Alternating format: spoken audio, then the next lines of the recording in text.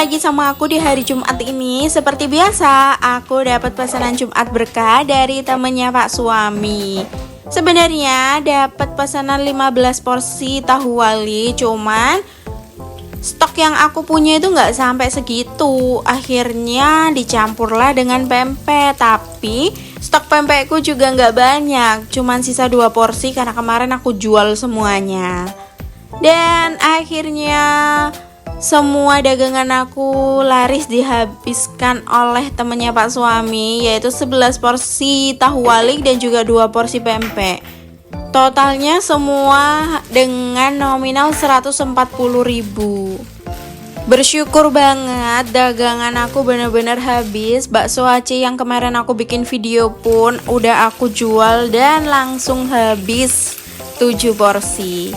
Terus aku juga punya tahu wali, punya pempek yang kemarin aku baru beli juga habis.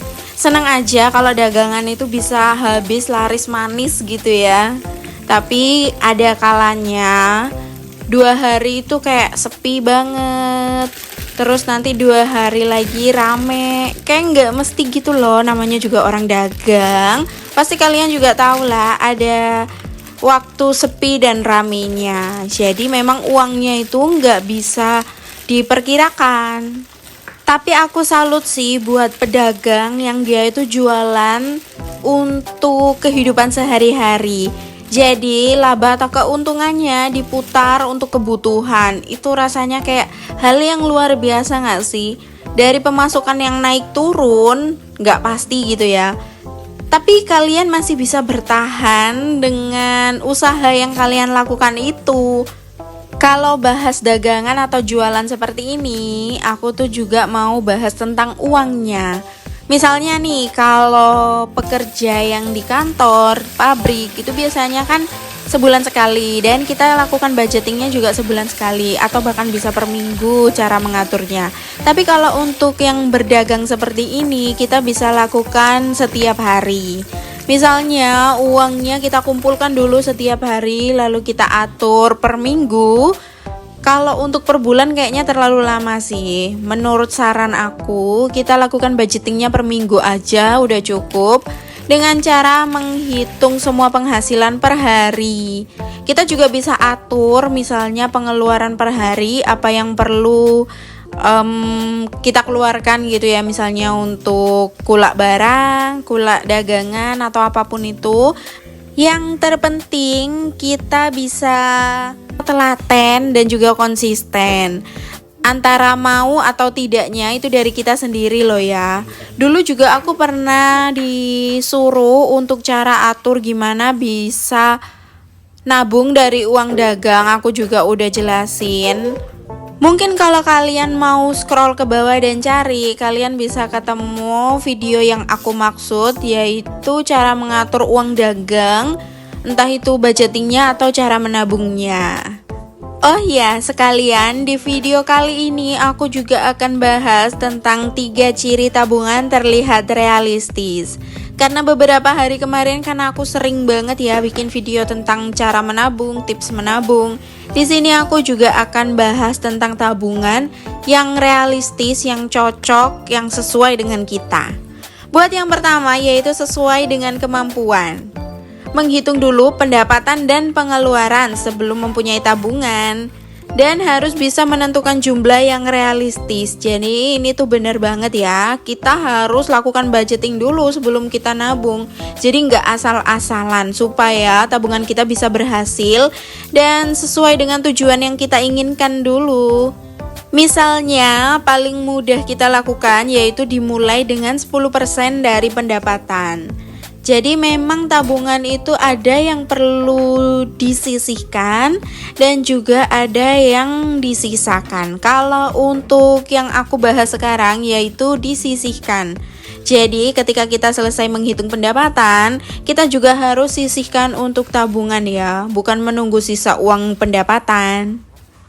Lanjut buat yang kedua yaitu sesuai prioritas. Misalnya tabungan untuk rumah, pendidikan anak, dana darurat, atau dana pensiun. Itu semua hanya kita yang tahu mana yang perlu diprioritaskan. Misalnya kita nggak punya rumah nih, kita kontrak dan harus pindah-pindah terus.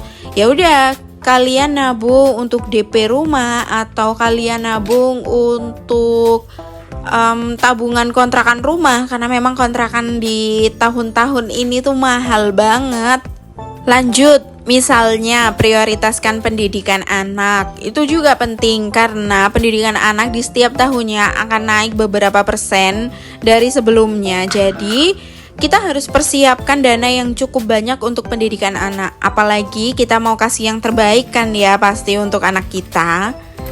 Dan untuk dana darurat atau dana pensiun, itu kalian sesuaikan aja dengan kondisi kalian atau kemampuan. Gak harus yang seperti 6 kali pendapatan atau dana pensiun yang harus 8 kali atau ya sesuai hitungan normal orang luar gitu ya, yang pinter-pinter nabung gitu ya. Gak perlu, kalian cukup tabung aja sesuai dengan kemampuan kalian. Misalnya 1 bulan cuman bisa 100 ya nggak masalah. Toh aku juga seperti itu, 1 bulan cuman 100.000 untuk dana darurat dan untuk dana pensiun 200.000 per bulan. Menurutku itu masih bisa membantu sih dan cukup sesuai kemampuan yang aku bisa. Oke, dari sini kalian bingung gak sih dengan kata-kataku atau pembahasan yang aku lakukan sekarang? Kalau bingung nanti kalian bisa tanya langsung di kolom komentar aja ya. Dan di sini aku mau lanjut buat pembahasan yang terakhir, yaitu nomor 3, sesuai dengan bunganya. Bisa mencari tempat menabung dengan bunga yang realistis seperti koperasi yang berbunga atau melakukan deposito uang ke bank. Bahkan ada cara lain, yaitu investasi, misalnya seperti emas. Menurut aku investasi dan menabung itu sama. Jadi rata-rata setiap orang yang ingin menabung pasti juga ingin uangnya mendapatkan keuntungan. Misalnya kita investasi emas, kita kan juga pasti ingin keuntungannya ya. Meskipun itu jangka panjang sekitar 5 tahun baru dapat keuntungan, tapi setidaknya kita akan berpikir panjang juga supaya kita bisa menabung emas dan mendapat keuntungannya. Kalau untuk menabung di bank sebenarnya ada bunganya, tapi kecil banget dan lebih mahal administrasinya. Jadi menurut aku sih kurang realistis aja. Kalau menabung di bank, namanya orang menabung kan maunya itu bertambah, seperti yang tadi aku jelasin. Maunya ada keuntungan, gak mungkin maunya rugi. Dan menurutku sih kalau di bank pasti ada kerugiannya. Kecuali kalian mau lakukan deposito, itu pasti ada keuntungan. Investasi emas, terus ada aplikasi bibit yang bisa kalian pakai, atau bahkan ada saham, obligasi atau apapun itu yang berhubungan tentang investasi. Namanya orang menabung, ujung-ujungnya pasti maunya keuntungan. Atau misalnya kalian gak bahas tentang bunga nih, tapi kan kalian mau uang kalian yang ditabung itu tetap utuh, gak berkurang kan? Jadi kalian bisa pakai saran-saran yang udah aku jelasin tadi.